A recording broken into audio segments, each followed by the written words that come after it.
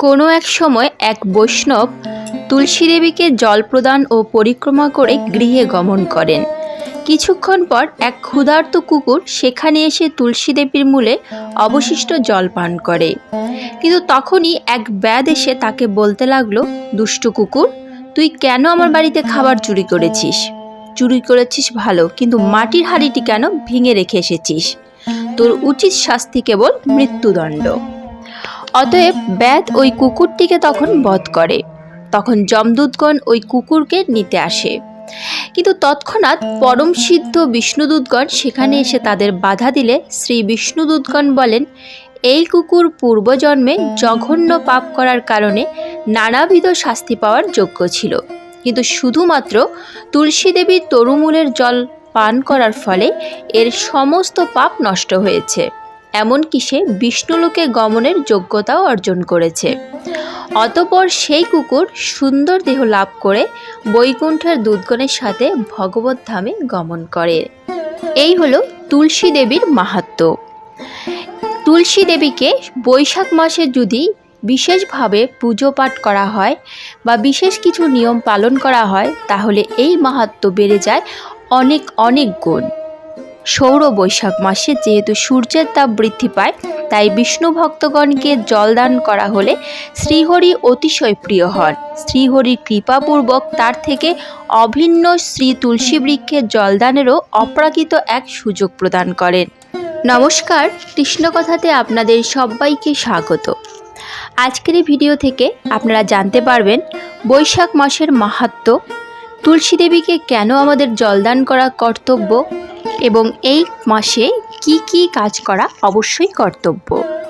চলুন তাহলে দেরি না করে শুরু করা যাক আজকের এই ভিডিও। প্রথমে আমরা জেনে নেব তুলসী দেবীকে কেন আমাদের জলদান করা কর্তব্য। তুলসী শ্রীকৃষ্ণ প্রেয়সী, তার কৃপার ফলেই আমরা শ্রীকৃষ্ণের সেবার সুযোগ লাভ করতে পারি। তুলসী দেবী সম্বন্ধে বলা হয়েছে, তুলসী দর্শনেই পাপসমূহ নাশ হয়। জলদান করলে যম পর্যন্ত ভয়েও দূরে পালায়।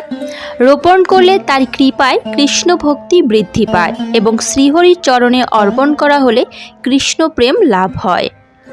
পদ্মপুরাণে সৃষ্টিখণ্ডে বৈষ্ণব শ্রেষ্ঠ শ্রী মহাদেব পুত্র কার্তিককে বলেন, সর্বেভ্য পত্রে পুষ্পেভ্য সত্যমা তুলসী শিবা, সর্বকামপ্রদা শুদ্ধা বৈষ্ণবী বিষ্ণু সুপ্রিয়া। অর্থাৎ সমস্ত পত্র পুষ্পের মধ্যে তুলসী হচ্ছেন শ্রেষ্ঠা। তুলসী সর্বকামপ্রদা, মঙ্গলময়ী, শুদ্ধা, মুখ্যা, বৈষ্ণবী, বিষ্ণুর প্রেয়সী এবং সর্বলোকে পরম শুভা। ভগবান শিব আরও বলেন, হে কার্তিক, যে ব্যক্তি ভক্তি সহকারে প্রতিদিন তুলসী মঞ্জুরি দিয়ে শ্রীহরির আরাধনা করে, এমনকি আমিও তার পূর্ণ বর্ণনা করতে পারবো না। যেখানে শ্রী তুলসীর বন আছে, শ্রী গোবিন্দ সেখানেই বাস করেন। আর গোবিন্দের সেবার উদ্দেশ্যে লক্ষ্মী, ব্রহ্মা প্রভৃতি সমস্ত দেবতা সেখানেই বাস করেন। মূলত শ্রীকৃষ্ণই জগতে আবদ্ধ জীবগণকে তার সেবা করবার সুযোগ প্রদান করার জন্য শ্রী তুলসী রূপে আবির্ভূত হয়েছেন এবং তুলসী বৃক্ষকে সর্বাপেক্ষা প্রিয় রূপে গ্রহণ করেছেন। পাতালখণ্ডে ওই বিপ্রের নিকটে শ্রী যম তুলসীর মহিমা কীর্তন করেন। বৈশাখে তুলসীপত্র দ্বারা শ্রীহরির সেবা প্রসঙ্গে তিনি বলেন, যে ব্যক্তি সম্পূর্ণ বৈশাখ মাস অনন্য ভক্তি সহকারে তুলসী দ্বারা ত্রিসন্ধ্যা শ্রীকৃষ্ণের অর্চনা করেন, তার আর পুনর্জন্ম হয় না। তুলসী দেবীর অনন্ত মহিমা অনন্ত শাস্ত্রে বিস্তৃত, কিন্তু এই মহিমা হচ্ছে অশেষ। ব্রহ্মবৈবর্ত পুরাণে প্রকৃত খণ্ডে বর্ণিত হয়েছে, যিনি সকলের শিরোধার্যা, উপাস্যা, জীবনমুক্তা, মুক্তিদায়িনী এবং শ্রী হরিভক্তি প্রদায়িনী, সেই সমগ্র বিশ্বকে পবিত্রকারিণী বিশ্বপাবনী তুলসী দেবীকে সতত প্রণাম করি। জগজ্জীবনকে কৃপা করবার উদ্দেশ্যেই ভগবানের অন্তরঙ্গা শক্তি শ্রীমতী রাধারানীর প্রকাশ বৃন্দা তুলসী দেবী এই জগতে প্রকটিত হয়েছেন। তেমনি ভগবান শ্রীহরিও বদ্ধ জীবসমূহকে মায়ার বন্ধন থেকে মুক্ত করার জন্য বিচিত্র লীলার মাধ্যমে অভিন্ন স্বরূপ শালগ্রাম শিলারূপে প্রকাশিত হয়েছেন। 4 বেদ অধ্যয়নের লোকে যে ফল প্রাপ্ত হয়, কেবল শালগ্রাম শিলার অর্চনাতে সেই ফল প্রাপ্ত হওয়া সম্ভব। যিনি শালগ্রাম শিলা স্নান জল চরণামৃত নিত্য পান করেন, তিনি মহাপবিত্র হন এবং জীবনান্তে ভগবদ্ধামে গমন করেন। ব্রত, দান, প্রতিষ্ঠা, শ্রাদ্ধ, দেবপূজা যা কিছুই শালগ্রাম শিলার সন্নিধানে অনুষ্ঠিত হয় তাই অতি মঙ্গলময় হয়। বৈশাখে তুলসী দেবী ও ভগবান নারায়ণের অভিন্ন শালগ্রাম শিলায় জলদানের ব্যবস্থা করলে ভগবান শ্রীহরি অত্যন্ত প্রীত হন। এই সময় মাটিতে রস ঘাটতি দেখা দেয়, তাই জলদানের মাধ্যমে তুলসী দেবীর প্রীতি সাধন করলে হরিভক্তি সুলভ হয়। যে ভক্ত নিষ্ঠা সহকারে ভগবানের উদ্দেশ্যে যদি শুধুমাত্র একটি তুলসীপত্র এবং 1 অঞ্জলি জল নিবেদন করেন, ভক্তবৎসল ভগবান সম্পূর্ণরূপে সেই ভক্তের বশীভূত হয়ে পড়েন। তাই কৃষ্ণ ভক্তগণের উচিত এই মাসে তুলসী বৃক্ষে ও শালগ্রামে জলদানের ব্যবস্থা করা।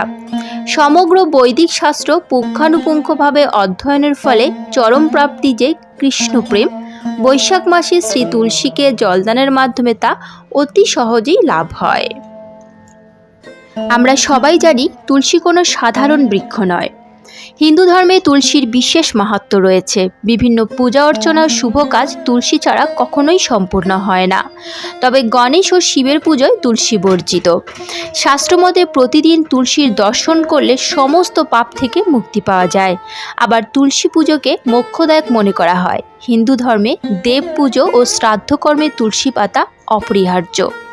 শাস্ত্রমতে তুলসী পাতা দিয়ে পুজো করলে ব্রত, যজ্ঞ, জপ করার মতো পুণ্য লাভ করা যায় এবং রোগ, শোক, অসুস্থতা থেকেও মুক্তি পাওয়া যায়।